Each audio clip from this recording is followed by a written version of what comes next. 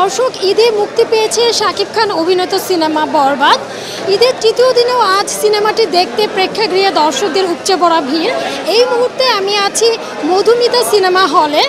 সকালের একটি শো মাত্র শেষ হলো। আমরা জানবো সিনেমাটি দেখে কি বলছেন দর্শকেরা। সিনেমা দেখে আসলাম, যা নাকি তামিল সিনেমাকে হার মানিয়ে দেয়। আমরা তো কেজিএফ বলেন, এনিমেল বলেন, কেউ যদি বলে এটাকে কপি, তাহলে একেবারে ভুল ধারণা। বরবাদ মাশাআল্লাহ আলহামদুলিল্লাহ অনেক ভালো লাগছে। আর আমি কোনোদিন ছবি দেখিনি, আজকে প্রথমবার শাকিবের এই বরবাদ ছবি দেখলাম।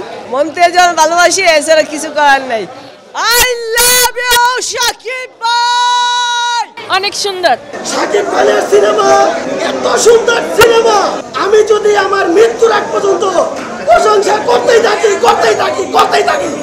আমার জীবন চলে যাবে, সিনেমা প্রশংসা শেষ হবে না। দ্বিতীয় সালমান শাহ বাংলাদেশের সম্পদ শাকিব খান। ভালো, খুব ভালো, অনেক অনেক ভালো। বরবাদ আমি 10 বার দেখেছি ভাই, 10 বার দেখে আবার আসলাম।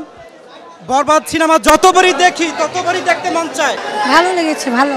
এত সুন্দর অসাধারণ ছবি হয়েছে, জাস্ট বলার মতো না। বাংলাদেশের ইতিহাসে সবচাইতে ফেভারিট ছবি, এবং যে একবার দেখবে সে আরেকবার রিটার্ন টিকিট কাটবে, এটা কনফার্ম। শাকিব খানের বরবাদ দেখে উচ্ছ্বসিত সিনেমা প্রেমীরা। দর্শকরা বলছেন তাদের দেখা এটা সেরা সিনেমা।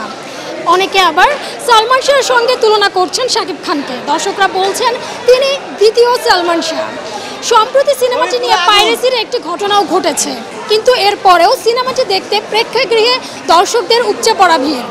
হুমায়রা সিদ্দিকা, ৭১, ঢাকা।